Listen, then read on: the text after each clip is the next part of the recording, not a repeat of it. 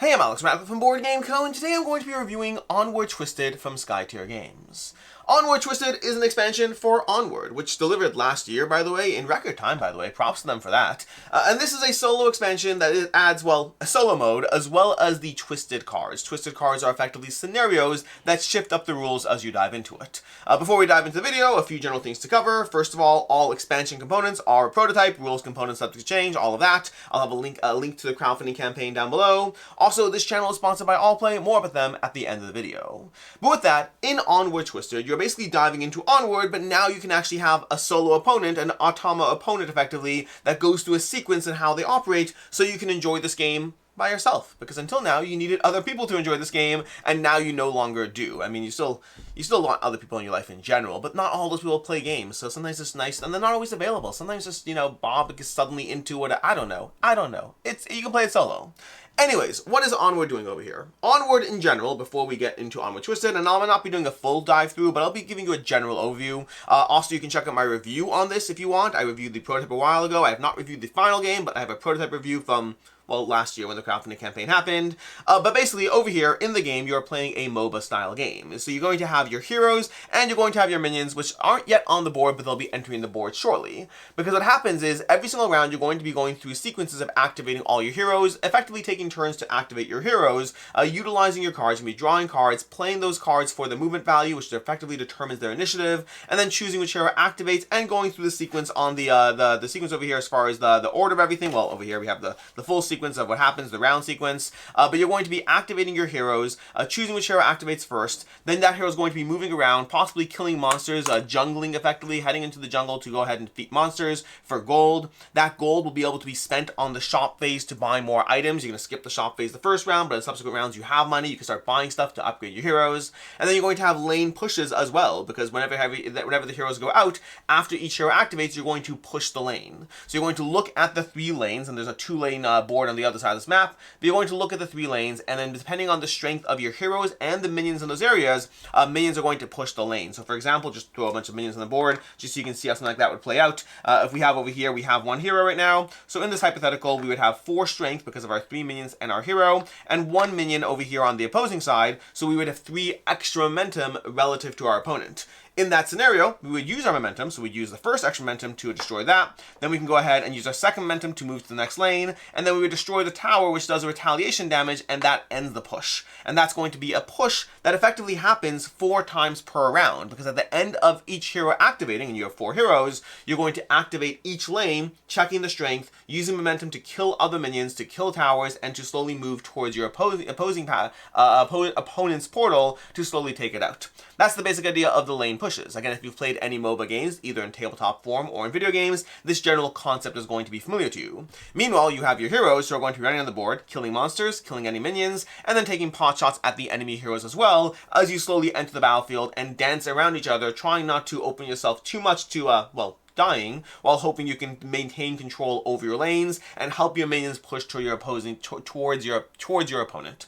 That's the basic idea of the game. You're going to play it out until you destroy your opponent, and then from there you'll win. That's what happens at the end of the game. You win. That's basic Onward. Onward solo over here, Onward Twisted, is going to add a solo mode. The way that's going to work, and I'll walk you through this will be more familiar to you if you are already familiar with Onward, so this will help you more there. But you're going to be following the general structure as far as the player aid for guiding the automa effectively. So what you're going to be doing there is slightly different. You're going to have a shop phase is still skipped in the first round. The Twisted player does not shop. You also can use hero compositions from these Twisted cards. We'll talk more about these soon. Or you can just use your general hero composition for the enemy team. And then you'll go through the general shop phase. You start the game, you have a shop phase, you have the planning phase. You're going to draw 2 cards like you normally would, and you're going to pick one of those cards to plan. I'm not going to overly analyze which one I want to add to my hand. I'm just going to go with the higher value over here. So I'm going to grab that as my higher value because I want to go before them right now. Then the enemy is going to draw a card from the top of their deck. In this case, they're going to be able to have a 2 over here, so they're going to be going after me in this phase. So they have a lower movement value, they'll be going after. This number in the top corner is going to determine which of their heroes activates. We're going to choose from the heroes that have not yet activated, starting from the top. So we're going to go 1, 2. This is the hero that's going to be activating this round. And then additionally, we have an ability that's going to be cast each round, prevent the next player push this round. So effectively, instead of getting a spell card in their hand and their activation card, their card counts as both. It's both who's going to activate first and it casts a spell automatically. These spells are more structured around a solo player who's not really timing things, they're just doing mean things to you all the time. Although I will say this card is actually not going to hurt me in this first round, at least not significantly. Prevent the next player push this round, so we don't have to, we won't have a push in terms of when we would otherwise push. That hero is going to activate. I'm going to go first because I have the higher value over here. So what I'm going to do is I'm going to use my movement. I have 4 movement over here. You can always rely on your backup plan. Now we're getting into basic Onward basics over here, and we have 1 attack using our hero over here, which is going to be a melee value. And in fact, I actually don't want to use him right now. He's very good at pushing, and this card, despite the art matching, which is why I default went there, you can use this card with any of your heroes. So maybe I'll go ahead. This has extra strength, maybe not the best. You know what? We'll go ahead and play our samurai over here. He has extra armor over here, and minions must assault it if able. So that gives him 4 movement, 1 melee attack. And from there, we can choose how do we want to activate. Maybe, and again, I don't necessarily want to overthink this. Let's start off and just going some jungling over here. So we're going to go 1, we'll go 1, 2 over here. Use our attack to kill that. That'll give us some money. So we're going to flip that. We'll get some money. And then from there, I have 2 more movement. I could try, I can't really get to, I guess I can go to his lane over here to help push. Maybe I'll go ahead and go 1, 2, and I'll go to the lane to help push the towers. That would be the basic idea, to help attack the towers over there. Or you know what, maybe I just want to go, you know what, can I get to the jungle? I'm going to go 1, 2 over here, and I'll just start doing some jungling. We won't worry about a push right now, because again, anyways, prevent the next hero push this round anyway, so we'll avoid that. That's going to be a basic phase over there. Then from there, you're going to go to the fastest hero takes his turn. You go to the minion phase. In the minion phase, you're going to go ahead and activate each of the lanes, activating basically the pushes in the lanes. And these technically aren't here yet. We'll take those back off, put this here. And in that starting round, you're going to look at each of the lanes in any order you want. The AI has their own order, but you can just choose the order you want to do them. And then from there, you're going to activate each one. Right now, in this first round, there's no minions there. So usually you're going to weigh up the strength, which if I had a hero there, might change that. You're going to weigh up the strength, you're going to check your momentum, and then when it's done, you'll add a minion to the current zone of contention, which right now means I'm just going to add a minion from each side to each of these little M's that you can faintly see on the board, because there's no one else in play, so that's just where they spawn. That's a very typical first round, unless you put a hero in a zone. That's usually what's going to happen. Things have to slowly start happening, and then the pace will pick up. That's going to be that. Then we go to the jungling phase. In the jungling phase, you can go ahead and kill an enemy. So I'm going to go ahead and kill a boss over there. So a monster. So we'll go ahead and deal damage to that. There is damage is a little bit more complicated. You will be drawing cards from your deck to deal damage. But when you're killing monsters or minions who effectively have 1 health, you're guaranteed to hit it. You just go ahead and kill it. It just basically is an action. So jungling, you just kill the monster for wherever your heroes are. Getting a hero into the jungle early on can help you because you'll kill monsters in multiple rounds, but then you're also not pushing lanes. Everything in Onward is a trade-off as to what is the most efficient thing to do in that moment. From there, you go to the slowest hero's turn, which is where they're going to activate. So in this case, they're going to go over here, and they'll rely on their backup plan. Now, usually the minions will rely on their backup plan. They will only use this if it is better than that. Otherwise, they'll use their backup plan, which is a little different than your heroes. Your heroes usually are using the card. For the minions, usually they're relying on their backup plan. The card's movement is usually used to check who's going first. That's the primary aspect there. Although if it is a 4, you will still get 4 movement over there. So we're going to go ahead and use our 3 and 1. We have an ability, when Kichi exhausts, heal 3 HP to him, and deal 1 piercing damage to the closest player minion within 2 areas. Okay, so we're going to go ahead and walk through the activation. So they have 3 movement, and they're going to choose their focus. So in general, they all have a target focus on each of these characters. Their target focus is going to be the player minion in the area with the most player minions. Now, whenever there's a tie, because most is relative over here, there's all 1, you're going to look at the card over here, and then activate based on the way this card is oriented. So you can see the next card, for example, would say activate that direction. So right now, his focus is ideally this character, if he can reach it. All focus is based on whether you can actually reach that person. So strictly speaking, the area with the most player minions is this one, but he can't actually reach her with only 3 movement. So we go 1, 2, 3, and not get there. But he could go 1, 2, 3. So he is going to try to go ahead and reach his focus in this case, which is going to be this minion. So he'll move going 1, 2, 3 to that zone. That's the closest area that matches his focus. And then he'll go ahead and do his attack to kill this minion, taking him off the board. That's going to be a basic minion turn, which means when the lanes push next hero activation, he has more strength there. He's removed a minion from play. That's the basic arc of how the minion turn activates. So how the Twisted, the solo player, activates. What they're basically going to be doing is you're going to be drawing a card from your deck. You're going to be drawing your 2 cards as normal, picking a card to play. They'll be drawing a card, and in this case, for example, wow, he he drew a 0. I thought he was going to go first because I had a 0 and a 1, but he actually is going to go second. But he'll go ahead and freeze and stun the player hero with a plan, and then teleport that player hero to the river area closest to them, which could help me a little bit, but the freeze is not so great, so, you know, basically throwing people out of the way over here. So here, the enemy player is always going to activate a spell. They're going to have their initiative determined by the card they draw. They're going to have the hero that activates determined by this. So for example, right now, if this was the next hero activation, that hero will be activating because of the 1. And then from there, they're going to target their focus, which is usually going to be either a character, a hero on the opposing team, or a minion, or possibly a monster. A few other small details to note: the outsider's acting more on their team than a neutral monster that's kind of in the way. The outsider is going to add momentum to the zone it's in. So if it's in a contested zone, it's going to add momentum in that zone, and it moves with the minions, which makes it kind of scary and dangerous and powerful, and you might want to take it out. In some twisted, well, we'll talk more about twisted modes later. Anyways, you might want to take it out.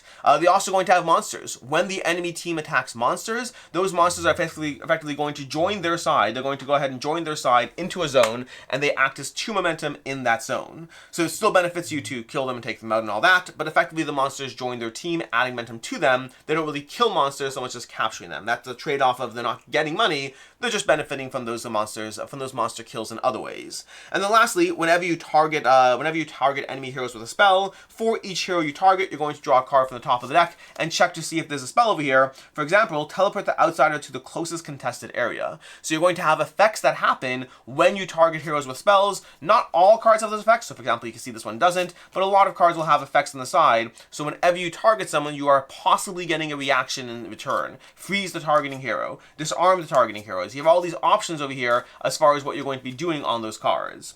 And then lastly, we have the twisted mode. The twisted mode gives you kind of scenarios that change up the way the game plays. So for example, over here, this twist over here, this is twist number 8. If the outsider is on the board, the twisted nexus has +6 armor. So effectively, kill the outsider, or it's going to be a lot harder to kill the enemy nexus. You don't have to kill the outsider normally. It benefits you to do so. It's one less enemy to deal with. But the outsider on its own is just another threat, and you have to weigh up. Again, everything in Onward is about trade-offs as to what you do with that time. And so you have to choose, you know, what is the best place to put your energy. If this is in play, killing the outsider is the best place to put your energy.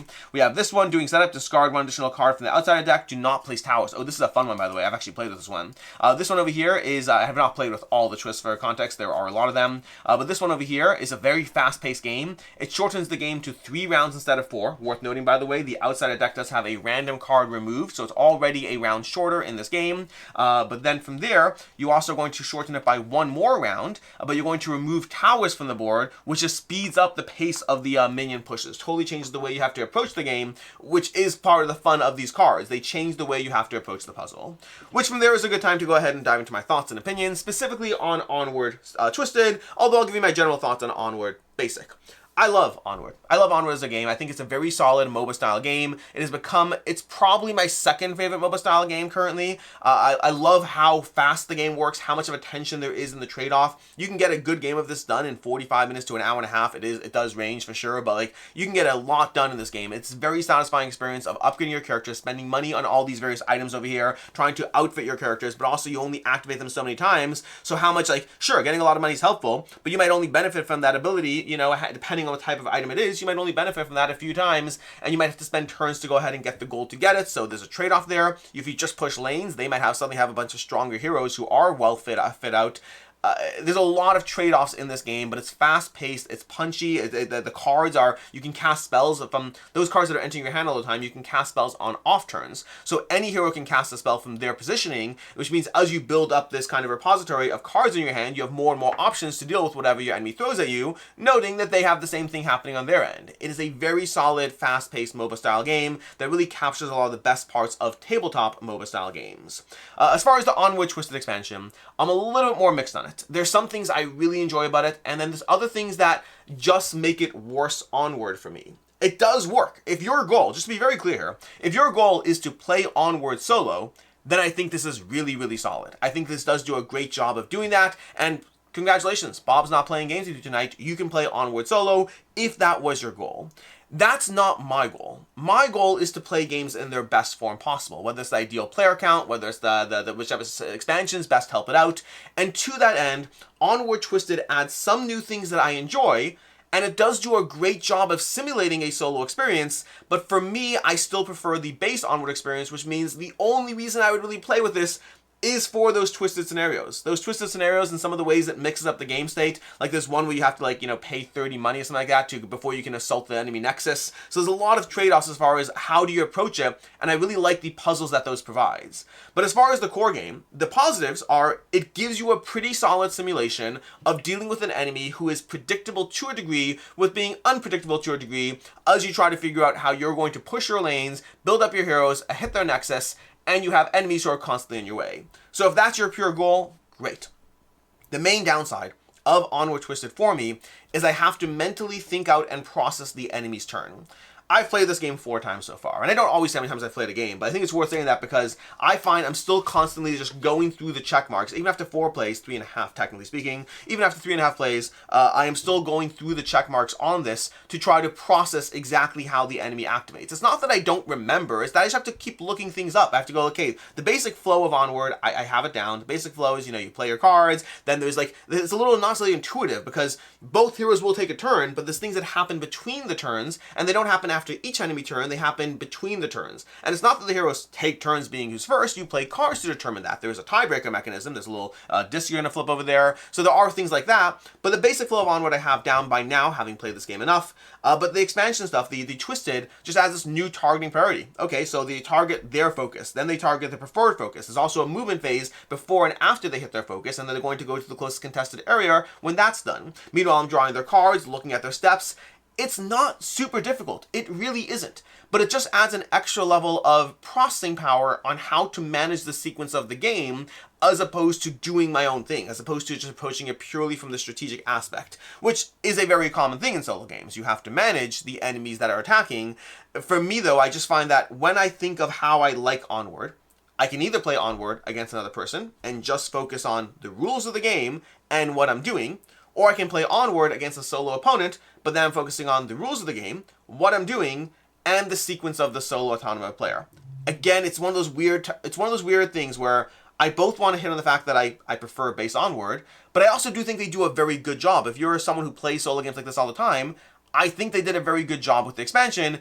It's just for me, I would still rather play this against a human opponent. Now the twisted cards in general, that's the thing where I really enjoy some of those twists. Again, some less so. Like I've looked at all of them. Some I don't think I would want to play. I just don't know if that's for me. Some don't seem that compelling as far as the challenge. But twisted towers are immune to siege damage over here. River areas are also considered jungle areas, and super minions have +2 armor over there. So like there's all these different small things that go on. The twist card, this twist card will be designed with the community. So apparently the stuff that's still not yet out. But overall, I think some of the twists seem really cool. Some of the twists I've really enjoyed. Some feel a little less so. The one where you pay 30 gold to damage the Nexus, I mean, it's fine, but that means you just have to collect gold and you can't buy fun things. So, like, it's a challenge, but it's less of a fun challenge. So the twists are a little all over the place. I think for me, when I approach Onward solo, it will be to try a new twist. And if I just want to play basic Onward, I would do so against a human player.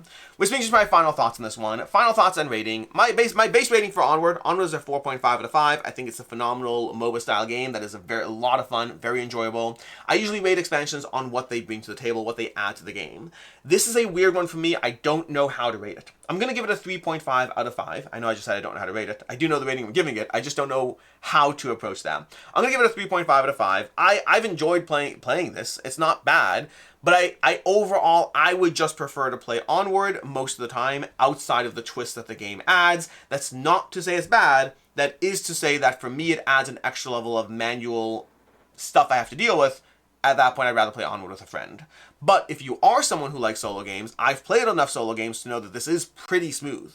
Both things are true. It's pretty smooth. I still prefer another second player, another real human opponent. Anyways, I hope that was helpful in some way. I know I'm kind of going back and forth on the same two aspects again and again, but I don't know. It's in that weird place for me overall. Anyways, as far as other game recommendations, definitely check out Onward Horde. Sorry, Sky Tier Horde. Sky Tier Horde, the other game from Sky Tier Games. That one gives you very specifically a solo game. I mean, you can play it more of that, but it's a solo or cooperative game, more of a card-based system. I think that is a better experience. That overall, for me, if I want that kind of feeling, I'd rather play that over Onward Twisted. And also check out Primal if you're just looking for something that is a big boss battle in which you take things down while playing solo against whatever goes on. And then I mentioned that Allplay is a channel sponsor. If you go go to allplay.com, you can find games both from Allplay as well as their partner publishers. And if you're in the US, it's $4 flat rate shipping. Check out Wonderland's War from Drew City Games if you are looking for a game with a lot of fun miniatures and a lot of battling. Very different game than this, but they both have, like, you know, miniatures and cool stuff, so check that out. In any case, until next time, I'm Alex Radcliffe from Board Game Co. Hope you found this video helpful, and as always, I hope you have a good one.